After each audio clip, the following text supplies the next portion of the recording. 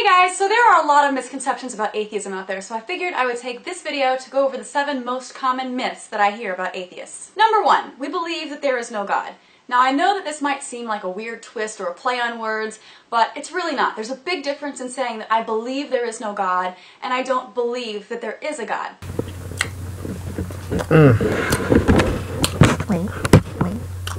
Alright, so let me get this straight. There's a big difference between saying I believe there is no God and I don't believe there is a God.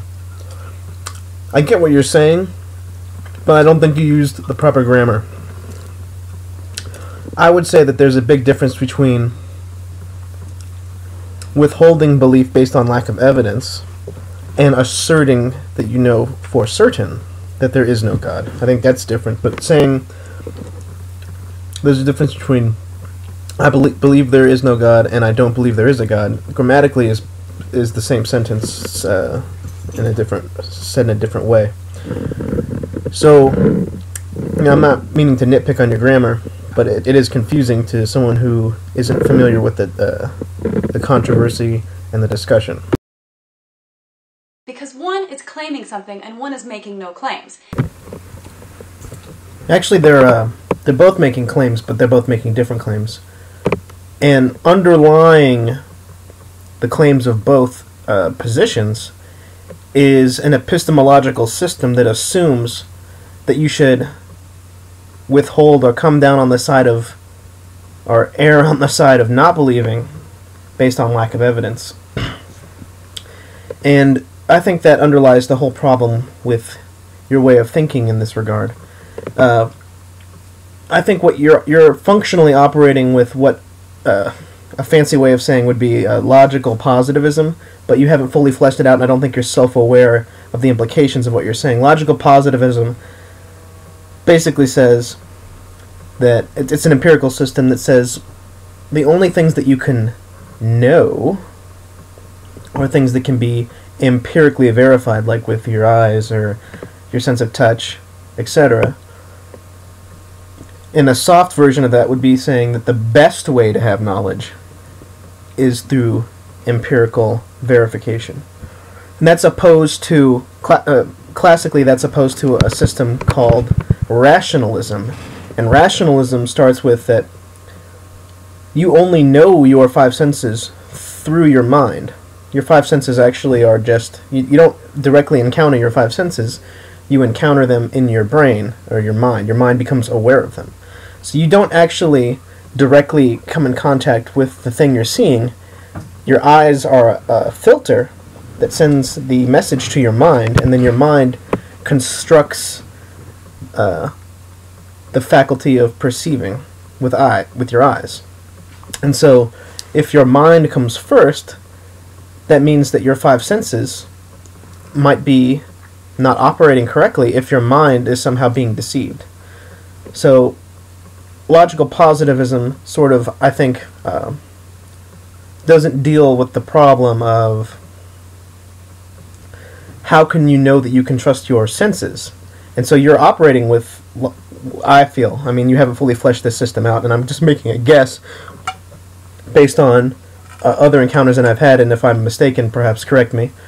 But I think that you're operating functionally with sort of a soft logical positivism, differentiating belief and knowledge. Because if you really think about it, to say that there's a difference between knowledge and belief, it doesn't really make that much sense, because knowledge, I would describe knowledge as an accurate belief. If your belief is accurate, like people don't just, this is, I think you're introducing postmodernism and mixing it with logical positivism because you've inherited this sort of way of thinking from your culture and you're not that familiar with philosophy. I'm not insulting you or anything. I just think that this whole thing, like, that a lot of these internet atheists are operating with is sort of like a weird logical positivism, where they would make statements like, you can't prove something does not exist. I mean, that is a very profound philosophical statement that needs justification. It's not something that's just accepted. Like, the vast majority of philosophers and thinkers and throughout all of history, including many people that are empiricists would disagree that you can't prove something does not exist. You can prove that dinosaurs don't exist. You can prove that there's an elephant not in your room. You can prove that something is logically incoherent, like a married bachelor. You can prove that married bachelors don't exist just based on the definition. So, anyway, let's continue here and let's continue nitpicking. Dang, what's up, Donnie? And that's a big reason that a lot of people are atheists, because they don't have the information or the evidence to believe something, so they don't. It's not evidence against it, it's just a lack of evidence so that you're an atheist. That's what the prefix A stands for, a lack of something. So, alright, let's take this epistemological system and then apply it in other areas. Let's say that you are a brain in a vat, being stimulated to have perceptions of the world around you. If that's true, then everything you perceive is not real. It's just causing your faculties to experience something that isn't actually real. If that's the case, you wouldn't be able to know that, because you can't, if you're living in an illusion, you can't take out a magnifying glass and use the scientific method to go and discover that, because everything's an illusion, including the magnifying glass. So, if your system is how you operate, then I think you would also have to be agnostic about the existence of nature itself, because there are many scenarios that I can conjure up in which nature isn't real, and since you can't know that, there's no evidence for disproving that claim, then you have to remain agnostic about it. So I think it's a very strange kind of atheism that disbelieves in nature. atheism is not a religion, which is another thing I hear all the time. It's not a religion, it's the lack of a religion. It's a lack of belief in God. This isn't really pertinent, but I just wanted to bring it up. The definition of religion is actually very hard to get a grip on. I guess the definition I operate with religion is any systematic, ontological, and epistemological view of the world that also contains supernatural entities. I guess you could function with that, but a lot of people consider communism to be a religion. Some people don't consider communism to be a religion. Some people don't even consider Buddhism to be a religion, but I think that people that hold to the Buddhism not being a religion are just silly. They would say that it's a philosophy, but then you have to you realize that Buddhism came out of Hindu. I'm drifting off into a whole thing, but the definition of religion is actually, maybe I can make a video about that, because it's actually there's no really one definition of it. I mean, there are a lot of systems that don't contain supernatural entities that also contain all sorts of other mystical concepts, like we're all in this together, we're all one, that kind of thing, which are quasi-non-scientific ideas. Anyway, dang, what's up? I like pizza. All it takes to define somebody as an atheist. Number 2, atheists hate God, and atheists hate Christians. Now this could not be further from the truth. Now you're just being silly. I mean, this depends on the person who you're talking about psychology. I mean, some people hate God, some people hate the idea of God. Christopher Hitchens comes to mind. He did not believe in God, but he said that if God did exist, he wouldn't appreciate it. It would be like cosmic North Korea. So you can't really say it's an atheist myth that we hate God, because some of you do, some of you don't. I mean, some Christians hate atheists, some Christians don't hate atheists. This is just silly. This is not. I don't think this should be in your myth debunking video, because this is not something that can be debunked, because it's just an individual matter depending on that person's psychology. Because number 1, we can't hate something that does not exist. So I actually don't agree. If that's true, then alright, let's imagine this. If I'm a Christian living in the 12th century, and I think the devil's living in the forest, and he's like doing a bunch of naughty things, I'd hate the devil. But because of your conception of the world, you would imagine the devil is not existing, so that means that I don't actually hate the devil because he doesn't exist.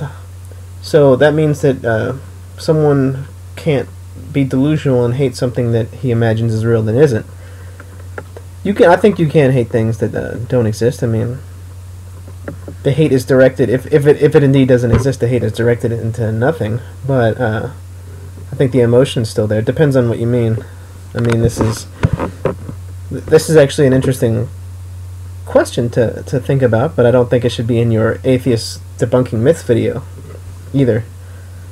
I don't think it's as silly as saying, no, atheists don't hate Christians. I mean, some do, some don't. I think this is less silly than that, but still slightly silly.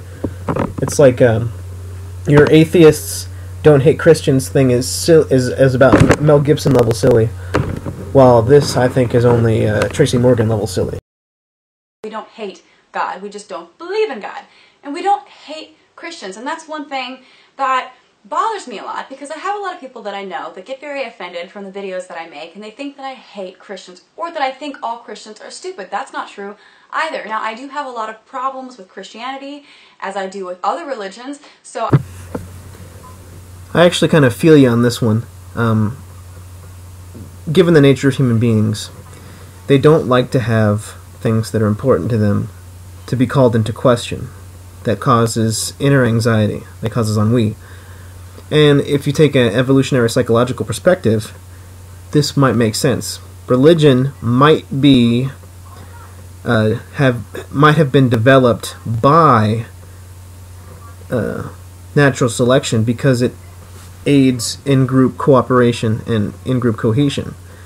The root of the word culture is cult, which is religion.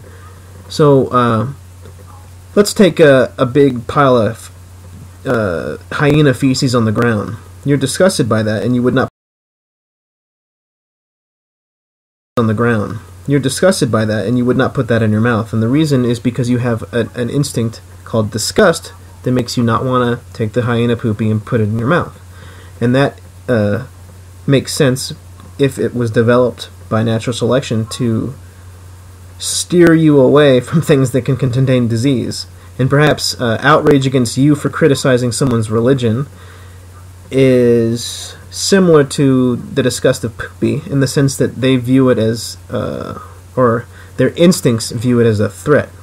Because once the structures that glue a society together break down, then you have, like, riots and crime and death, and that's not good for survival and reproduction. So perhaps religion is always going to be with human beings because it aids survival and reproduction, and insisting on the truth that religion is false, insisting on a true conception, is never going to take hold in human beings because it's actually not good. Perhaps given the flawed nature of our primate brains, we need religion or something like religion in order to cooperate and function. And this sort of imagining that we're all going to be like these platonic minds that are just sitting without instinct and without flaws, just like perceiving the truth, I don't think that's I think we would have very different views of human nature and what's possible for human beings. But I do feel you, because I like to tip over sacred cows. I'm kind of like Chris Farley in the movie Black Sheep, where he goes into the field to tip cows over, cow tipping. I like to think of myself as doing that, but tipping over sacred cows. I speak out against the religion. Now, I don't believe that a religion is something that is above criticism, just like I don't believe that a person's political party is above criticism. So if I criticize an idea or the way that somebody thinks, that is not me criticizing the person. I might think... I'm a contrarian, so I'm going to continue to nitpick. I actually do think that criticizing someone's idea is at least criticizing that person's rational ability. I mean, if you are ascribing like a foolish delusion to someone, you may not be saying that you don't like that person, but you are at least calling into question that person's judgment. That an idea is not the brightest idea, but that doesn't mean that I think that the person is stupid. I don't think it's necessarily bad to do so.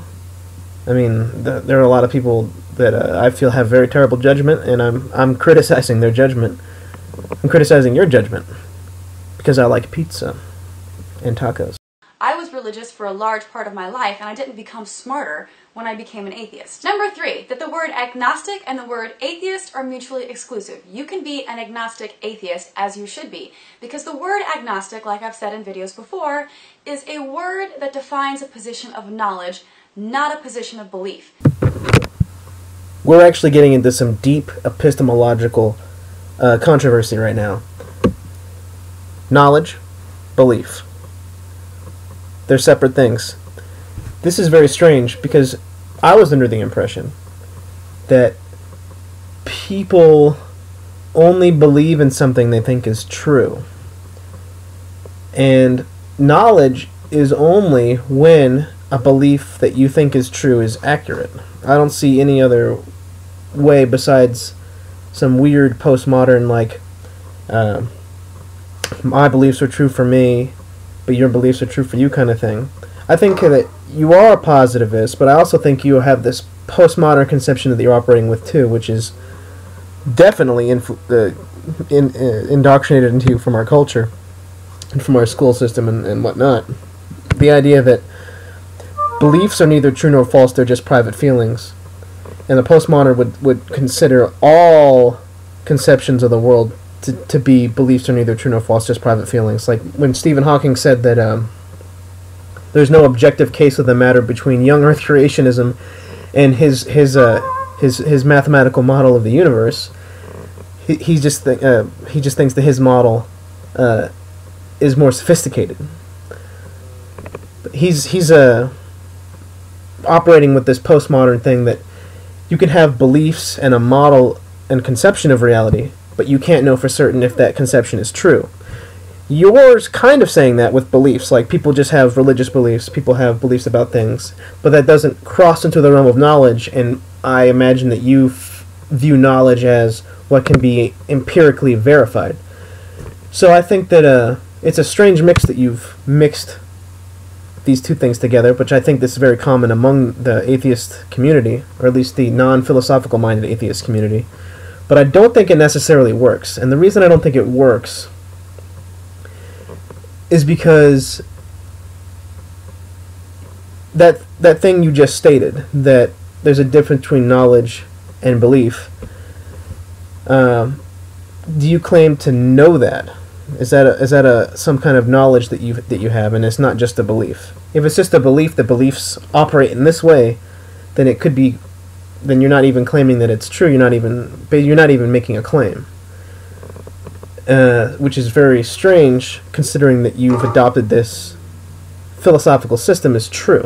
So a lot of people who claim to be agnostic, honestly, everybody should be claiming to be agnostic, because all it means is that you don't know for sure what the answer is.